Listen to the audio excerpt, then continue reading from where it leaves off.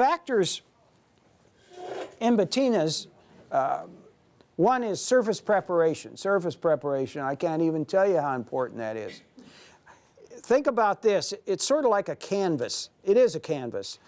If the canvas is shiny, and in a painting it would be a white canvas, what happens is light reflects off it and goes through the patina and illuminates out. So you get these kind of brilliant, really gorgeous, transparent patinas.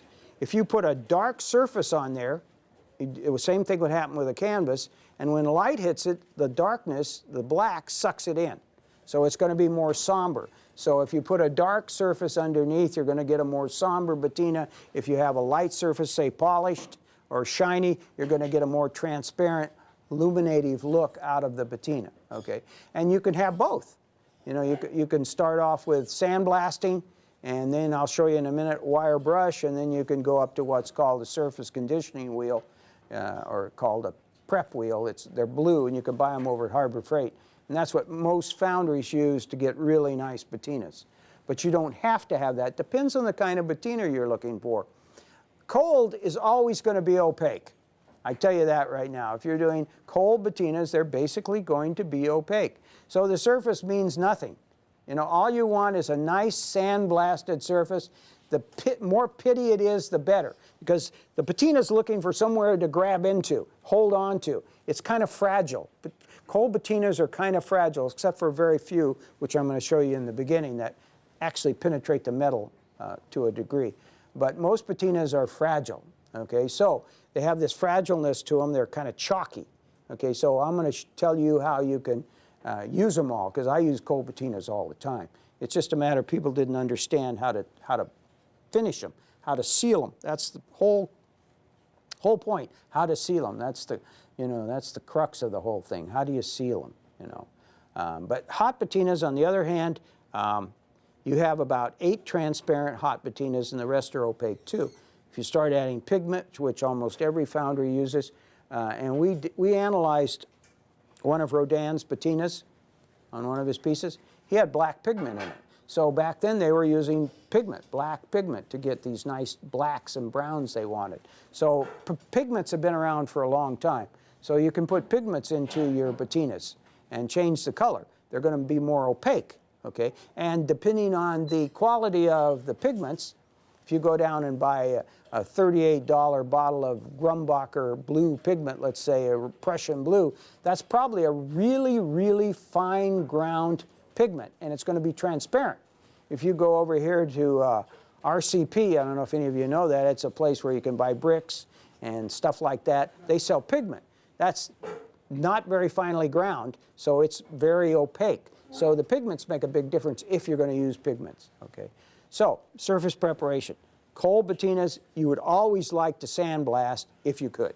If you can't, then you're going to have to sand, and that could be, if it's a flat surface, an orbital sander. If it's not a flat surface, you can go in there with sandpaper, or these new pads. They have these spongy pads now that you can go down into recesses, and that'll do it. I usually go 40 grit for a cold patina, on a sandblaster, or on my sanding block. I'll use a 40 grit. You don't need a lot of shininess to it. You could have some if you wanted, and you could kind of eliminate the patina at the top end of it, but not as much. Where hot, you're kind of always looking for, you know, so on this one here, what I did was I did the surface conditioning wheel on the top, and the bottom is sandblasted. So I sandblasted the whole thing first, surface conditioning wheel on the top, so I can get real nice light colors on the top and kind of dark colors on the bottom, okay? And I had one here, I don't know what I did. Oh, here it is. So here's kind of a, this is 3 things that I usually use to get a shiny surface would be, sandblasting is this side right here, okay? This other side right here is a wire brush on a die grinder, okay? So that gives you a semi-shiny surface, and then a surface conditioning wheel would be this right here, okay? So you get a lot of shine there, so you're going to get a illumination from the patina if you're doing a hot patina. Cold patina doesn't make any difference, okay? So surface preparation makes all the difference in the world. Same thing on aluminum, No different on aluminum than it is on bronze, okay? All that goes together, surface preparation, okay? So if there's any grease on it, the patina is probably not going to work very well. On a cold, it really won't work very well. On a hot, you might get away with it. You might burn off what's ever on there and still get a nice patina. Okay, we're going to do cold first, and I'm going to start with liver of sulfur. It's the oldest one. Potash, sodium potash, or liver of sulfur. You know, it's the oldest thing out there. The only thing about liver of sulfur is it's not good for very long. Maybe 4 or 5 days, you know, then I would get rid of it. You know, and if you're a beginner, you want to start with a very weak solution of liver of sulfur. If you've done it a lot, then this is the same with any kind of chemical formula. You start off very weak, you know, so you kind of get your bearings and you kind of see what's going on. And if you want, then you could add more chemical and it goes faster. But kind of in the beginning, I would go slow. This has got a chunk about the size of my little fingernail here, maybe a little bit bigger than that on this here, which is about right. You want to put it in with distilled water, and you would like the water to be hot.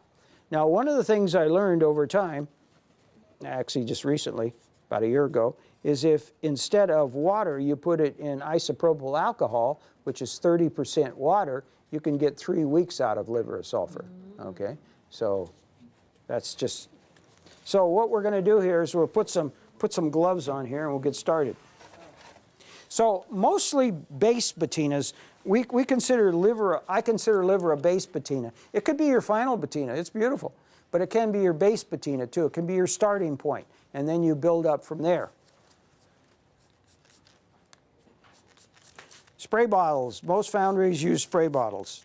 There's 3 ways to go. Spray bottle, you can see the patina starting to take already. I put a lot in, enough so we wouldn't have to wait too long. Liver of sulfur B1, we're going to do 3.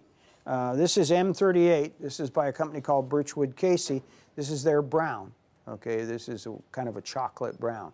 We make about 5 patinas in the chocolate brown range of our own, and then we also carry Birchwood Casey. So you kind of have to try each one and see which brown you really like. Some are darker, some are lighter. This one takes a long time to develop, about 45 minutes. Ours develop real quick. Then the last one I'm going to show you, and Birchwood Casey makes one too, but this is a more universal one. This is called our Black Magic. And this will work on bronze, brass, or copper, iron, steel, aluminum, works on everything.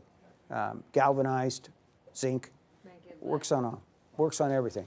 And it's kind of a gray to black, depending on which metal you're putting it on.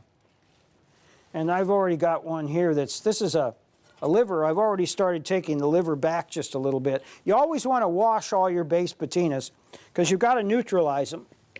And then you can go on from there.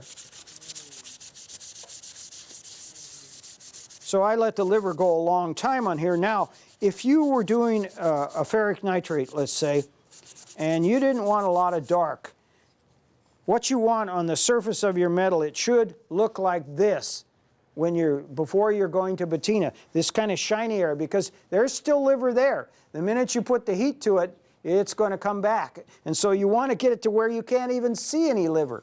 If you just want a hint.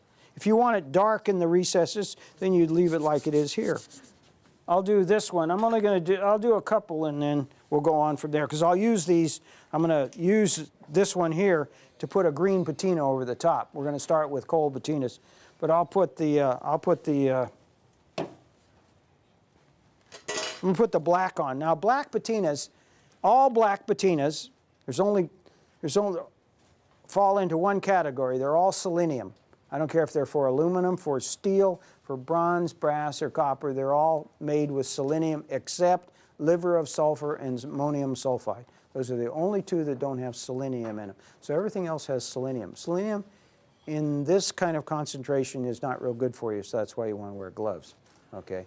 So all of them, any black, any brown, except for liver and ammonium sulfide, which we're not even going to get into, but now, when you're trying to get a really black, that's probably going to take you 3 times of application. You're going to put it on.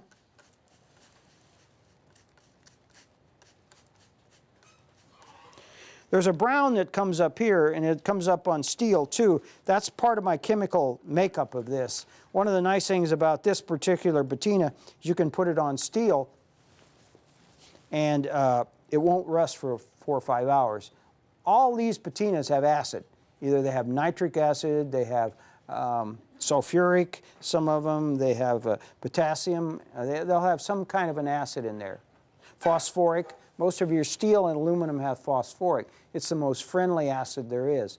They use it in Coca-Cola. If you look on that label there, you'll see a little bit of phosphoric acid, so it can't be that bad. Maybe it is, though. Okay, so it got a pretty nice black. Okay, but this is not exactly what that black is yet. It looks nice until I rub it. And then it goes into kind of a gray black. Now, if I want that whole thing to be black, black, I've got to do it 2 more times. And then it'll be a jet black overall, okay? Maybe you want it like this. You know, it's nice as a background. This is a nice background. It's going to be somber. If you put a green on this, it's going to make the green kind of darker, okay? If you had if you have this with a green on it, it's going to be a lighter, okay? Just because of the under surface. Any questions so far? Okay. If I put, let's see, the 3 greens I have here is our light green.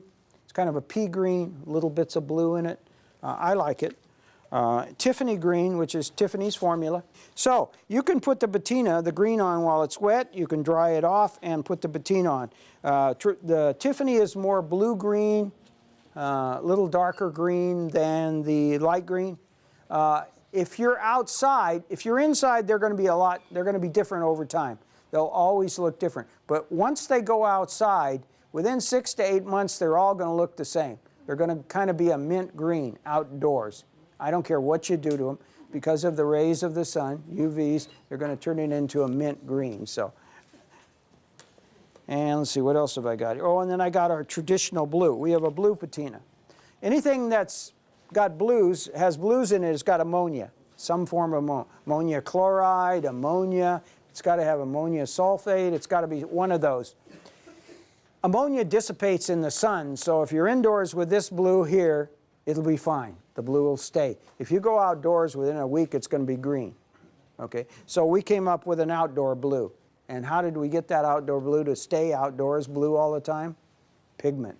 That's the only way you're going to do it.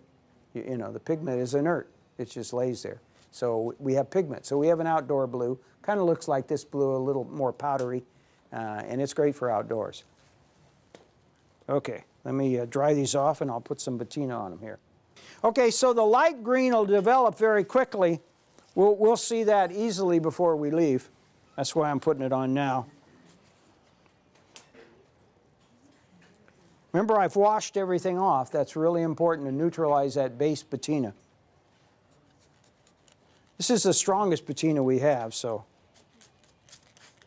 What does that mean, strongest? That it turns the darkest color, or that it reacts the quickest because it's got most acid in it. It's got the most chemical acids in it, more acids than any other. Okay, so this has a lot more acid than, let's say, Tiffany. Tiffany is not as strong a patina, so we'll spray the Tiffany on here, which is going to make it more of a jade green. Okay. You can see the light green already forming on here. See the greens forming? This will take longer. Tiffany's going to take about an hour. This will come up in about 15, 20 minutes. Okay. Maybe I'll just spray this one since I have it here with the blue. So when you're talking about those patinas with pigment, in those cases you're depositing minerals on the surface. Along with acids. Along with acids. When you're doing the ones that are more just the acid base, are you depositing minerals as well, or is it really the metal itself that's oxidizing in a particular way, a combination of the two? It's a combination of both, okay? And then your alloy makes a big difference. Everdoer bronze is not a great alloy for patining. You've got a lot of copper, 95%, and then the rest is silicon. Silicon is a kind of a retarder. You know, it resists corrosion. That's one of its properties. And that's why most every sculpture outdoors is silicon bronze is because it lasts a long time.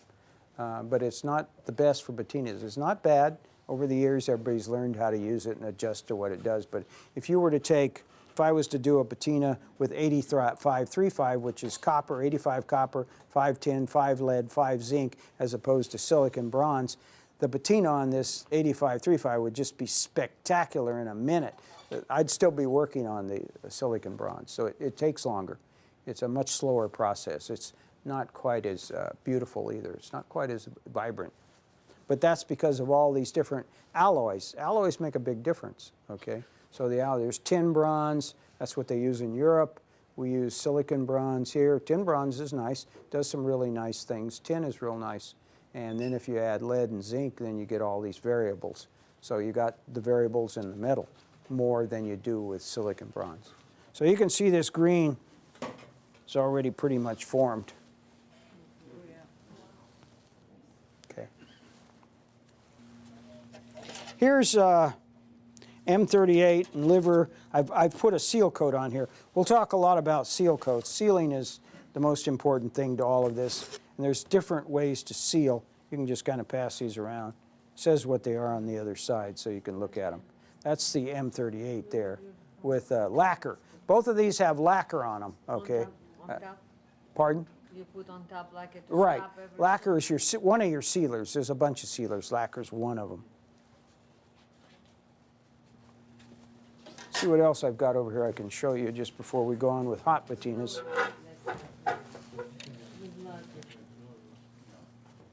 Okay, there's the other two. This is probably one of my favorite.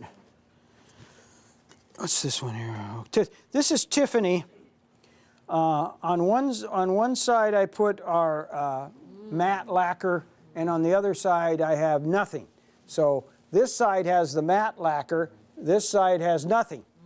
Okay, so there's a difference, okay? So you can pass that around. This one is mint green, and this is probably my favorite to use outdoors because it's the most stable patina I have for greens. And again, it has pigment in it, okay? Copper carbonate in it. Foundries use hot patinas because they're kind of instant gratification, you know? You go there and, whoa, there it is, you know? Cold patinas, you got to wait around. And so people tend to think that cold patinas aren't working. One of the problems with a cold patina, I'll tell you this now, you get lots of times you get flaking. I don't know if you've ever done it and it flakes off. The reason it's flaking is because you weren't willing to wait long enough for it to happen. And you decide, I'll shoot it again and it's going to work better. It doesn't work better. It undermines the first layer. And that's one of the reasons, one of the best reasons why you get flaking with cold patinas is you got to let them develop. It might take them 12 to 24 hours to develop. Just got to let them go, and they will. You just got to give them some time. And I always try and do cold patinas, a lot of them, and do them in the evening and then put them outside overnight because you get the dew, you know, you get all that moist air at night. Oh, man, it really makes a nice patina. Talking about tools, let's go into tools. This is a side angle grinder. This is one of my favorites. This is what they call a surface... This is a surface conditioning wheel. Buy this over at Harbor Freight. This is a blue, so it's the fine. They have a medium and a coarse, depending on what you're going to do. This would be the final thing you're going to do before a hot patina. This is the final.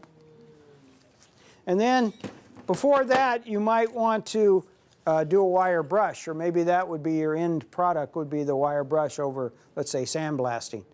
And this is a stainless steel one, so it doesn't impregnate any of the iron from the brush here into your metal. So you can get a stainless steel one.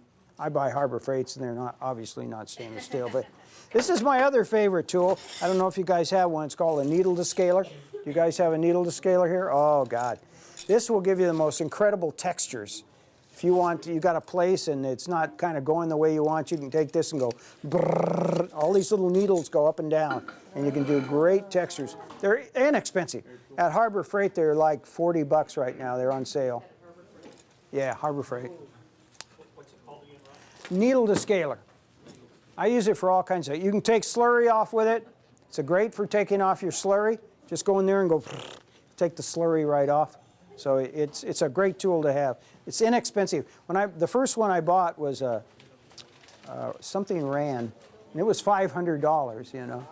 Now the other thing is we're going to do hot patinas. So first thing is surface preparation, okay? I could buff this up. I'm not going to. We don't have the time. And get different looks. I could buff the top surfaces, leave the bottom sandblasted, but I'm just going to do it with a sandblast on here. It won't be as vibrant as it could be.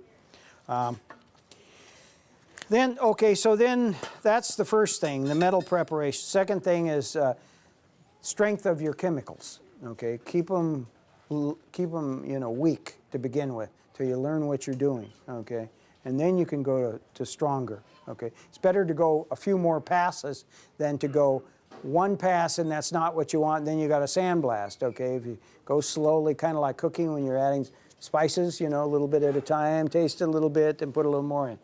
Okay. The other thing would be your torch. This is the torch here. This is one I actually got in China. I was doing a demo. I went over there to the university and to a foundry, and they gave me about 5 of these. They were $9.95 a piece. I said, give me a bunch of them. I love them. You know, $9.95. You can't even get them here. But anyway, so this is a torch. What you're looking for is a blue flame. You've got to have a blue flame. If it's an orange flame, you've got a reducing atmosphere. You do not want, or that means you got more gas than air. You want more air than gas, or at least neutral. Okay, if not, you're going to have trouble with your patina. You're going to get these black spots on there. So a blue flame is important. So, and you're only looking for 1,500 BTUs. That's the heat. You don't want a lot, because if you do, you're going to burn the thing up. You just want a little bit, you know, and heat it slowly. And you got to keep going around and heating it. That's another thing people don't do. They don't take the time to really heat the piece up. And depending on the piece, this one's easy because it's consistent in its thickness. But where you've got thick and thin, say you've got a hand sticking out here, you know, and this is solid here, and the hand is solid too, but it's real thin. So you go out there with a torch, and this gets up to 500 degrees, and this is 185. You know, you're going to have real problems. This is going to burn in a second, okay? So the torch is important. And the next thing is important is how do you tell the temperature? Well, one way to do it is to take a brush, okay, stippling brush, and dip it into distilled water, clean, okay, chip brush, and then when you've heated it up to where you think that's probably the temperature, if it was this here with nothing on it, no liver, no nothing, which I'm going to put liver on this, by the way, this will turn straw color. When it turns straw, you know you're ready to patina. But most of the time you'll have a base patina on, let's say a brown or a black, and so you're not going to be able to see that straw color. So if you take the brush with the distilled water and put it on there, it goes pew, pew, pew, and steams off, you're ready to patina. The other thing is the way I do it, the ow test. Ow, ow, ow. I know I'm ready, okay? The third one, which is the thing I tell people to do, is go to Harbor Freight and buy an optical barometer. You can get them for 11 bucks. This is the 24 deluxe one. When I first bought one, it was 500 bucks. Now they're down to nothing. And you just shoot this on there, and it'll tell you the temperature all over. See that little red? If I go on to this now and I have it heated, I can just go like that, and it'll tell me the exact temperature. You just look and you go, you want 200 to 220 degrees, okay? And that'll tell you instantly. You don't have to worry if it's going to burn or not. Okay, I'm going to do a liver just to start with, and then I'll burnish it back. And then we'll go out with a ferric knife. We'll start with ferric and then go on from there. I'm going to do something that's cold and hot, but can be used cold or hot. But we'll use them hot just for the time factor.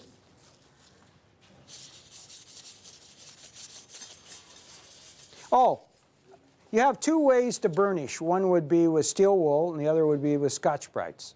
For most of the stuff you want to do, you want to use a Scotch-Brite. It's inert.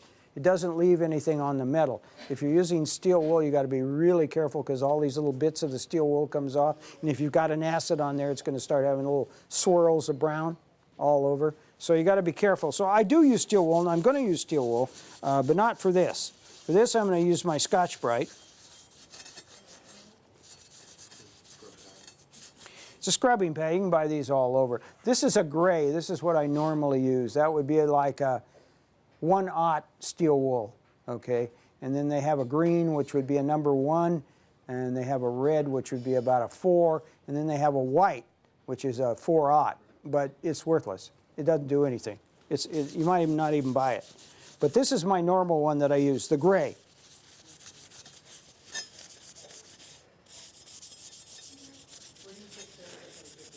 You get them at a hardware store.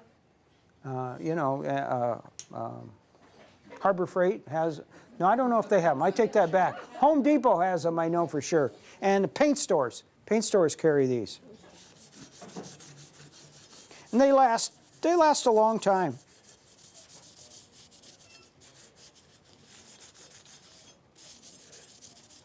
Now there's 3 ways to put on a patina, basically 3 ways. I'm sure there's others, but I don't know about it. One would be possibly an airbrush. You could use an airbrush. I use an airbrush every once in a while, but the 3 basic ways are with a spray bottle, which is the way we're going to do it, with a brush. I should have, oh good, here's my brushes. Let me show you the brush. This. And a sponge. So the 3 ways I basically use is either with a spray bottle, with these brushes. These are actually pastry brushes, but this is what most patina people use. It has an inert ferrule here, so it doesn't get any of the acid that forms on, let's say, a chip brush, because that's steel, so you're going to get ferric nitrate very quickly. So this has none of that. It also has split bore bristle, which holds a lot of liquid, okay? If you use a chip brush, you're not going to get, it's not going to hold a lot of liquid. These are a little more expensive, but they last forever. I mean, they're good for years. You know, I've had these for years. Another thing, too, you should always try and use 1 brush for 1 patina, if you can. And never mix a brush liver and something else. You will have a terrible time. Other thing would be the spray bottle, these here. This, it took us a long time to find one of these spray misters that would last a little while. They have a metal spring in here, and the acid goes through that spring, and so if you don't wash them out within a very short period of time, they won't work, okay? That's just the way it is. You either wash them or you throw them away. You know, I just throw them away. That's if you're using an acid. Non-acid, that's not true. Okay, and the other thing would be a sponge, which we'll do some sponge work. I love sponges. I use sponges for cold and for hot. Get nice, and you're looking for sponges. I thought I brought another sponge. Did I not? I guess not. There's 2 kinds I use. This is a natural sponge, okay? And we sell these, but the other place that has a good buy on them is Harbor Freight. They have great sponges, and they're only $3.99. So they're expensive sponges. So we sell them for about the same, I think. I don't know.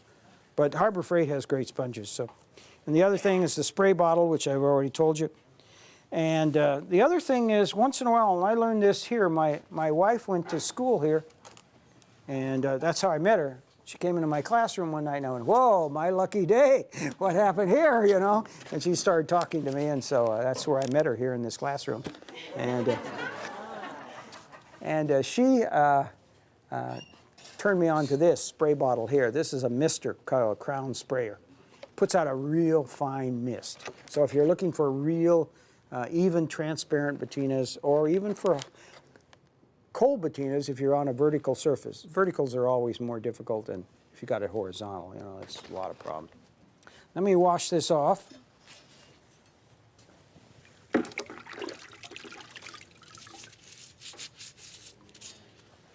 Then you want to look at it and you want to go, is that what you're looking for? And if not, work on it a little more.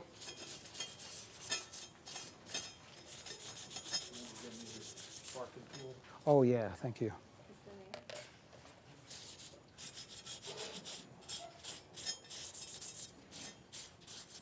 Now, with a spray bottle, you can do a bunch of things. One would be granite, which I think we'll do tonight. We'll do it on aluminum, I think, though, if we have enough time. You can do ringlets, but they're not very good ringlets. Ringlets are these circles that you see a lot. We call them ringlets or tortoiseshell. Sort of on here, but not as good as with a brush. Brush is the easiest to do ringlets. You can do streams, which look like veining. So that's what you can do with a spray bottle, those 3 things. A brush basically is either And you can do smooth. You know, if you have the real fine mist, you can do a real nice smooth patina on here. The brush is usually for tortoise shell, kind of stippling where you want a kind of a mottled surface, you know. Brushes are good. Sponges I use a lot for veining. When I'm going to vein, that's what I'll do it tonight with this. I'll use it for veining. So you'll get these nice little veins going through here.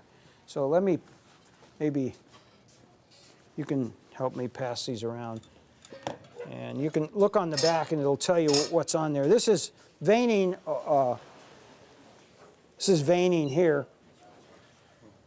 This is over red granite, what I call my red granite, speckled red granite patina. I put veining over the top. So you can look at that. So where is this white? Yeah, the white is the veining. Oh, Okay. This is another veining. This is ferric nitrate, ferric chloride with veining. Again, I used a sponge for the whites. Okay.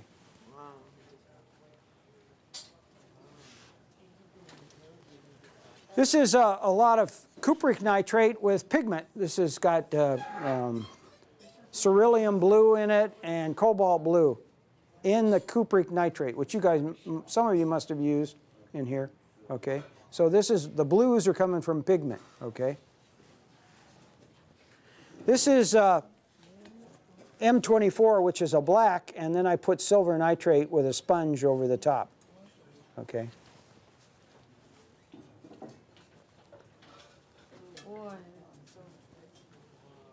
This is again M24, which is a black, again silver nitrate, but this is tortoise shell. This is the ringlets I told you about. So you kind of pass these around so everybody can look at them.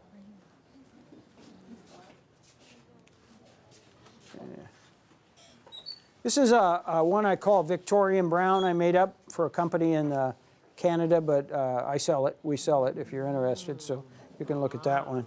Here's greens, and I've done different things, these greens. When I get into cupric, I'll tell you about this one here and tell you what I did on different sections of this one here. It's all basically the same. Here's the, this is the red granite patina on here. You can pass that around. And this is a non-acid patinas. This is what we call our universals. And this is also with Tiffany green, so you can pass this around. Okay, we're going to start off with ferric nitrate. I have two things, ferric nitrate, ferric chloride. Chloride is going to give you more of a rusty look, more opaque. Ferric nitrate is a transparent, but it can be opaque too. If you put it on long enough, you'll get it build up to a point where it becomes opaque. This one is pretty opaque in the very beginning. It's really beautiful. There was a lamp maker in the 30s, and I can't think of his name right now. And he made these beautiful lamps out of copper and with mica powders in them. They're real famous. But anyway, his brown, this is his brown, ferric nitrate, ferric chloride on the copper. You put it on hot, and it's just absolutely gorgeous. Okay. Okay, so let's get started.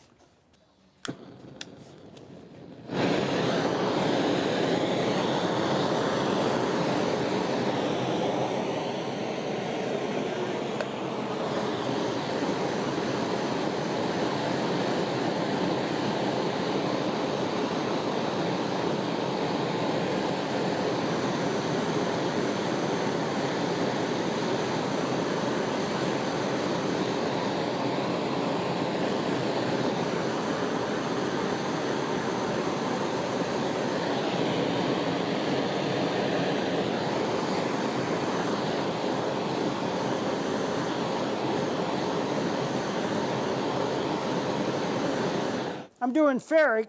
Ferric is made with iron. So what you're doing is you're really not putting anything but iron on that surface, which isn't bad. You can make your own ferric nitrate. You can make your own cupric nitrate if you want to. It's not that hard to make. Just need nitric acid. You need chips of copper or you need rusty nails. And you can make your own ferric nitrate. Okay, so I kind of burnished it up a little bit, you know, just to give it give it a little bit more life. What I'm going to do is I'm going to use the ferric nitrate. This is pretty heavy. I'm going to have to hit it just a little bit, not a lot.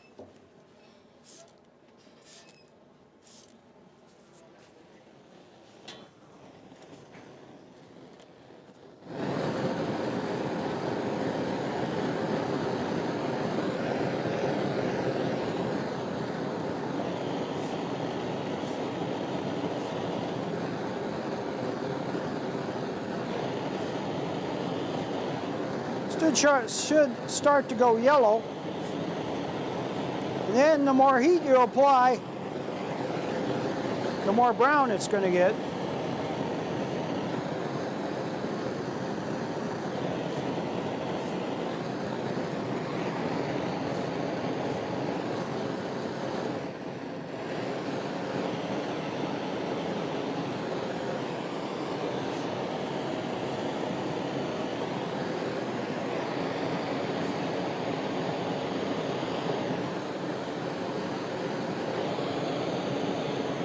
So that right there will give you nice transparencies if you put wax on it right now. Or you can go darker, and I can go darker in places or make it darker. Then I can come back in with my steel wool and pull up areas, which is what I'm going to do.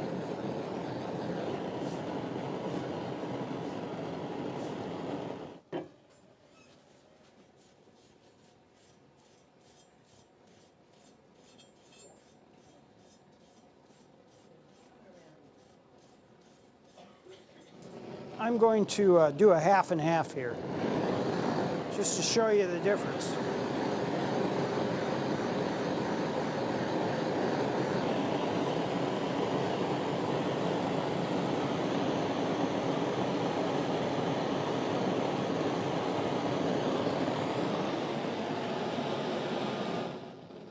Now I'm going to do a ferric chloride in one half of it here.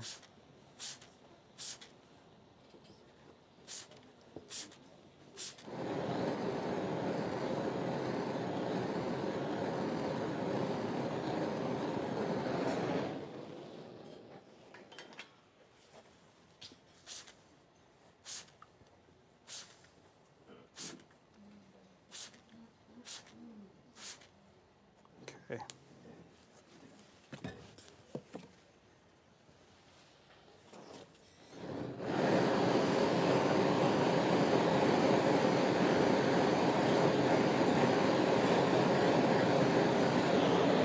If you look at this now, you can see that the one side is a little browner and rustier than the other side. It's more transparent. That's because of the cupric chloride. All waxes are somewhat similar. I mean, everybody has carnauba in it, most of them anyway. Everybody probably has microcrystalline paraffin.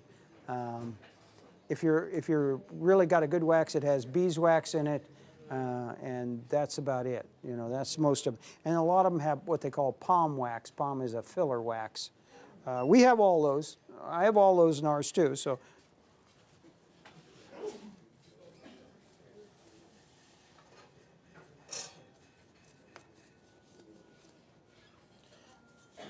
You'll see this side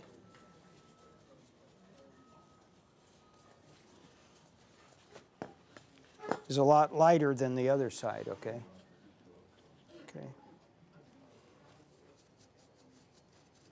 Now, had I have shined that up more, really polished that surface, I would have more illumination on these areas here, okay?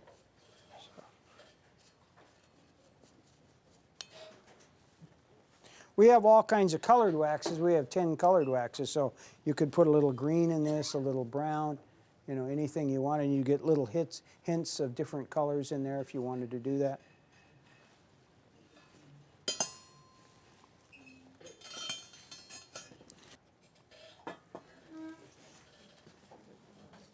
This looks better out here than it did in there. Yeah, and it's hot. This be the next one we'll do. We'll do a cupric. You can do cupric with a base. We'll do half base, half without the base.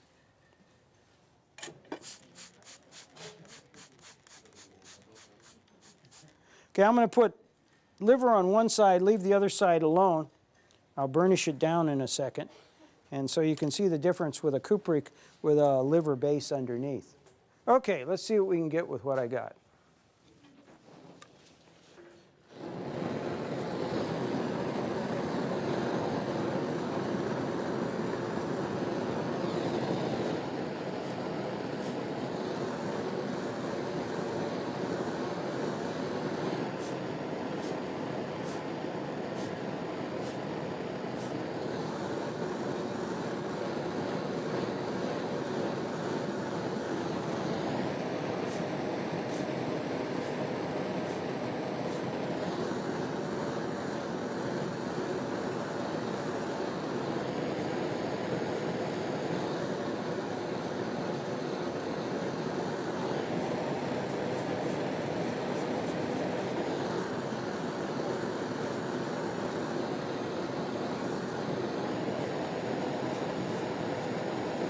see it's darker on the liver side.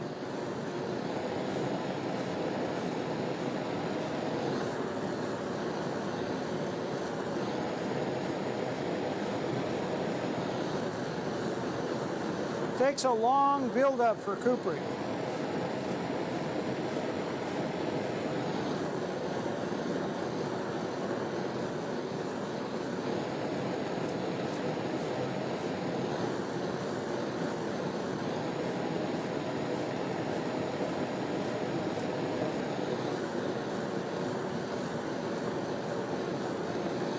I'm going to put a little blue on this. See if I can get it to work. This is our blue dioxides. We sell a whole group of non-acid patinas that you can put with acid patinas, and they're transparent, okay? And so they work real nice in conjunction with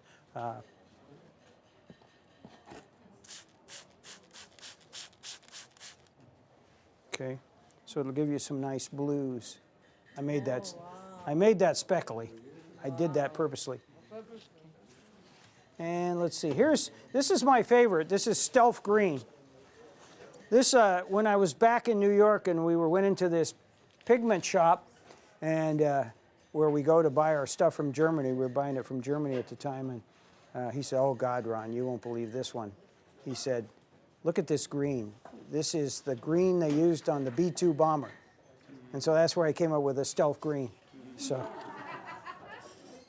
okay, let's put that on here. This is going to give you a kind of a dark, somber.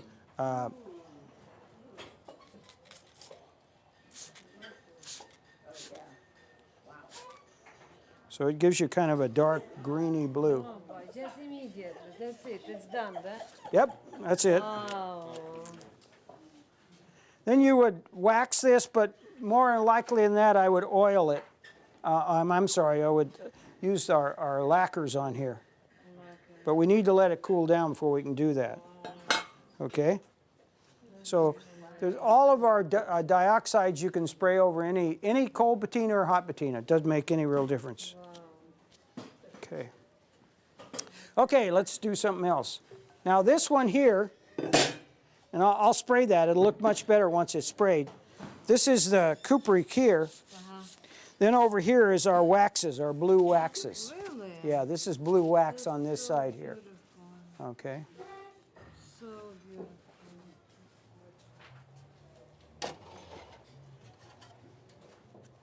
Here's that light green. Now you could put the Stealth over this, or we could put the blue over this.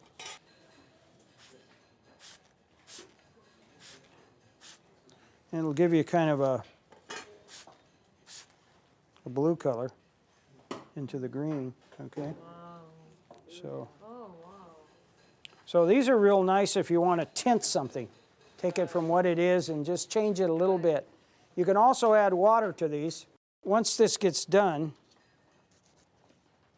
this is where a sponge is nice. I use a sponge a lot. You know, I'll come back in and do things with a sponge a lot of times. Again, on any of these surfaces, you could this is a fine surface for what I'm going to do because it's going to be opaque. What I'm using is our universals. So we have a lot of patinas that are acid, which I've shown you.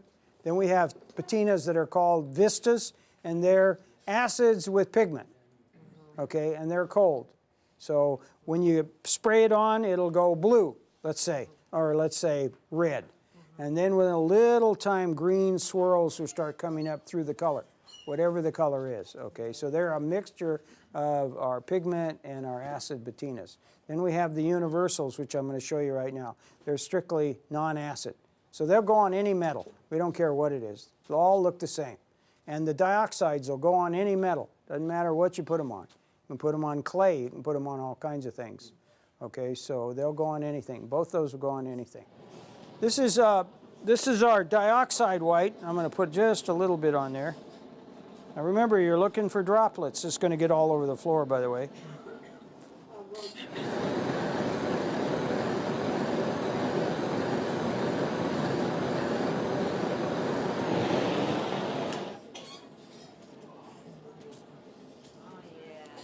Okay.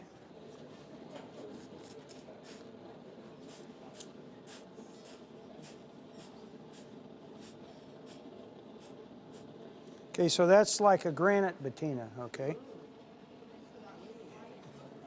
I put a little bit of white in it, but not as much. I should have put a little more, but I'm going to bring in just a little bit of liver, because I can put liver in this if I want. And what liver will does? Liver will turn it black, so we'll have some nice black speckles.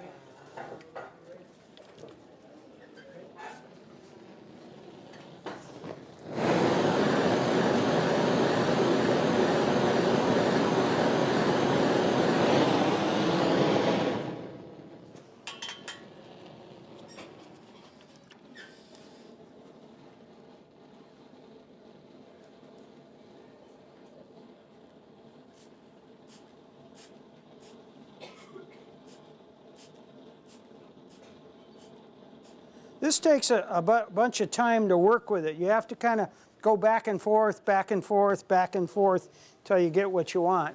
It's easy because you can't screw it up. You just keep going until you get what you want.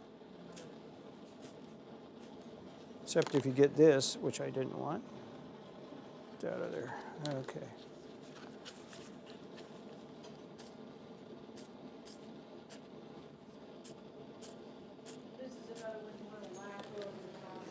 Yes, this would be a lacquer, absolutely. Okay, there's a kind of a orangey granite.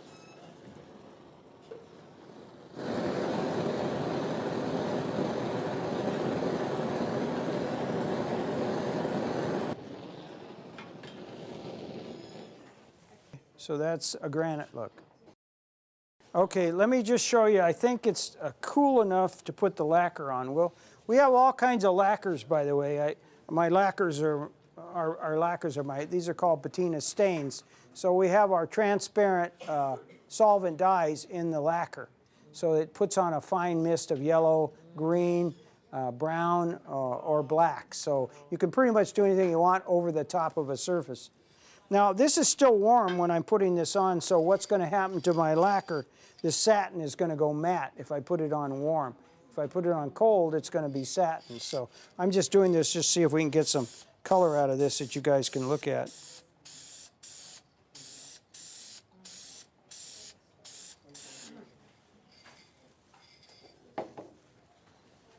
the lacquer kind of put it on once, or is it put it on Oh, when it's so beautiful. See. It's like the ocean, Gorgeous. Oh, Almost so looks beautiful. a little translucent. This is Tiffany green. You looked at this, and the universal rust and the dioxide red.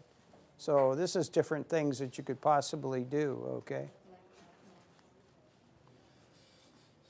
Here's just before I go into the aluminum, I'll show you some let me have that one and this one. For any of you people that are ceramicists, because I'm a ceramicist, I love ceramics. We sell a coating, has nothing to do, and you can put it on anything you want and make it look like metal. Wow. Okay. Really? Oh, wow. This is just a piece of clay. Oh, my Huh? God. No, this is entirely different. This is a coal process where you paint the coating on, and then you put the patina on and then burnish it back. It's so hard and so much metal in it that you can actually burnish it so it looks just like, you can't tell from real metal. This is on plastic. Now, if you notice, this has kind of gotten dull, so I can come back on and buff it right back up. Oh, my. So you can see how I buffed that one side? Yeah. So you can buff it up. Oh, wow. So Time by time, right? You need to do that. if you seal it, then you don't get oxidation, but if you don't, I didn't ever seal this one, so it just constantly oxidizes.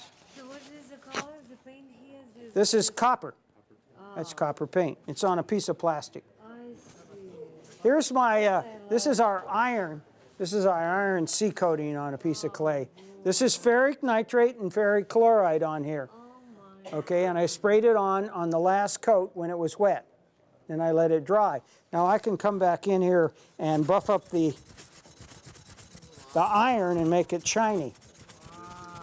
Okay. This is on That's ceramics as well? amazing. Pardon? This is on ceramics as On well? plastic. Yeah, this is some piece of ceramic. Unbelievable. What's that? What a trick.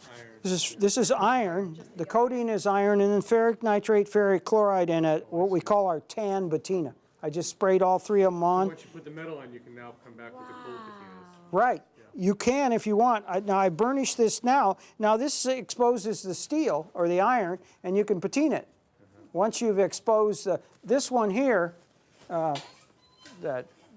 this one here, I'll just show you this. This one here is, I put on the brass, let the brass dry, and then I have it in a video. We're putting it out. We got it, don't we? We haven't put this one out yet, have we? Just the polishing.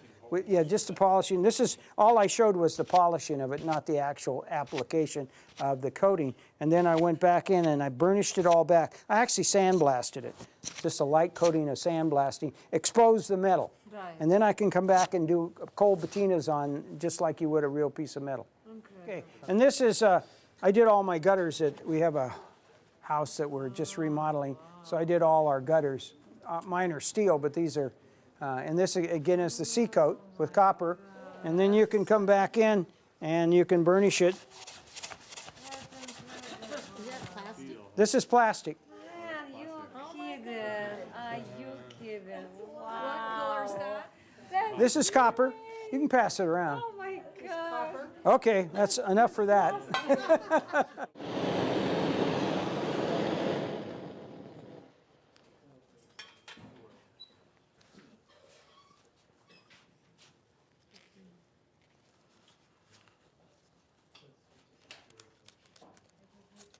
This is the smart stains.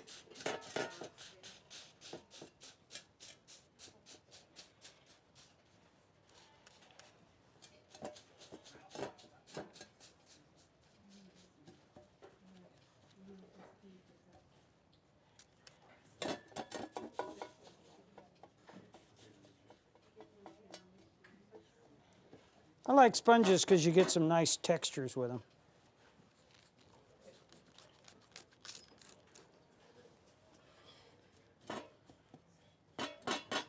And what is this one you're doing right now? This one is a brown smart stain.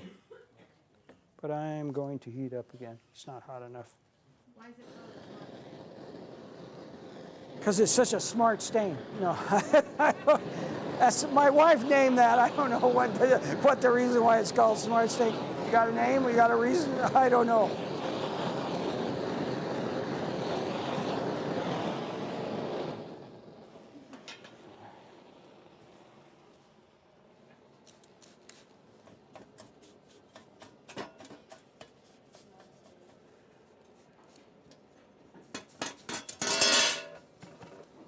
Well, I'll show it to you after I get it.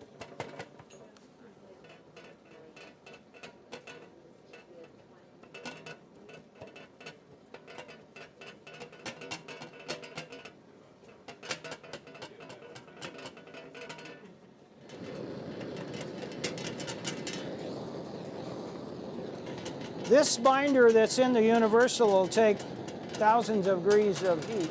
So it's the strongest binder I have.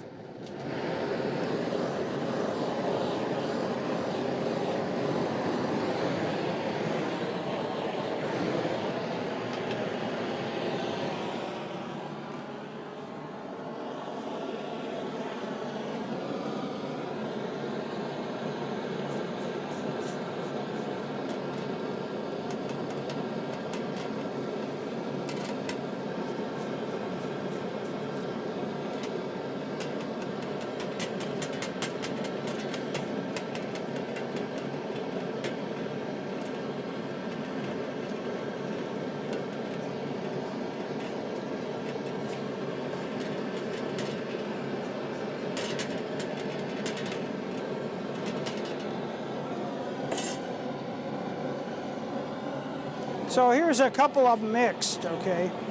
So you've got three basic colors there mixed. It's not my favorite thing I've ever done, but.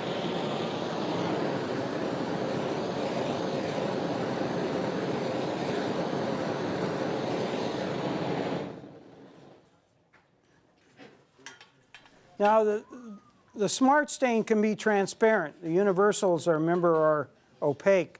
So you have to kind of play with the color until you get what you like. So you can use the universals, you can use the smart stain, you can use the dioxides. Okay, what I'm going to do now is called tortoise shell. I'll do a tortoise shell over the top of this. Won't hurt it any.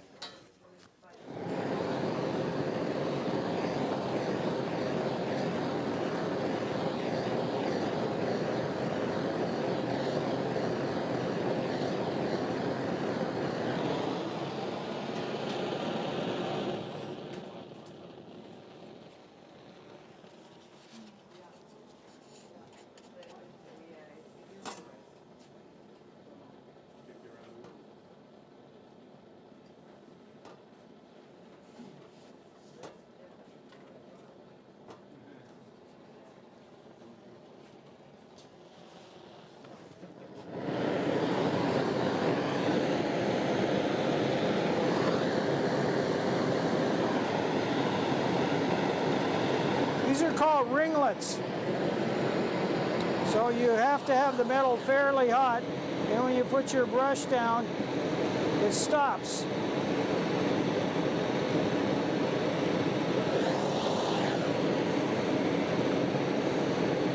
And if you have your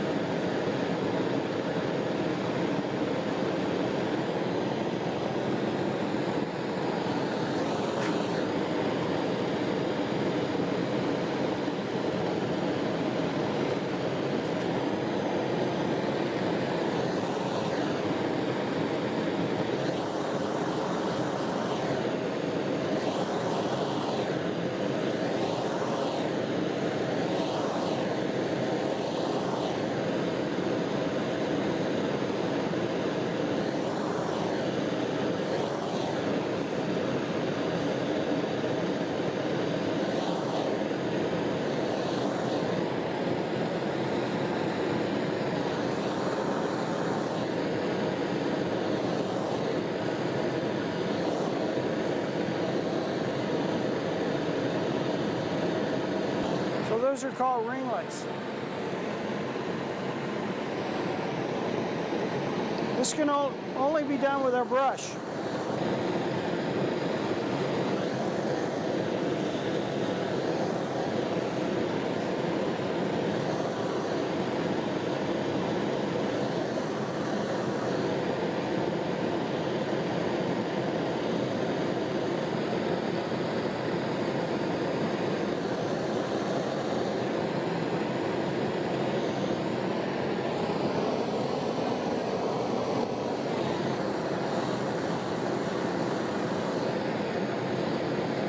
It's better. Much better, yeah. Right, beautiful. So those are ringlets. So you can do that with any patina. Doesn't matter what it is. It's just a matter of putting it down on the surface.